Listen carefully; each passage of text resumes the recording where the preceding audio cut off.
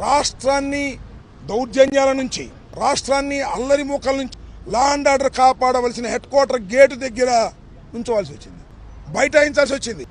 బయట వేస్తే పోలీసు వచ్చి ఇక్కడ మాట్లాడానికి వీళ్ళు ఎత్తేస్తా ఉన్నారు. మామూలుతో కుస్తీ పడతారా లేకపోతే రిప్రజెంటేషన్ ఇవ్వడానికి అవకాశం ఇస్తారని అడిగాం. ఇంతే. మళ్ళీ అప్పుడు పిలిచారు లోపలికి, అసిస్టెంట్ డీజీ దగ్గరికి పిలిచారు. అక్కడ రిప్రజెంటేషన్ ఇచ్చాం, వచ్చాం. ఇది జరిగినటువంటి విషయం. ఇంత అవసరమా డీజీపీ గారికి? ఇప్పటికి సుమారుగా 10-15 సార్లు వచ్చాం మేము. ఒక్కరోజు కూడా డీజీపీ గారు మా మొహం చూడటానికి సిద్ధంగా లేడు. కానీ రెస్పాన్సిబిలిటీ లేదు.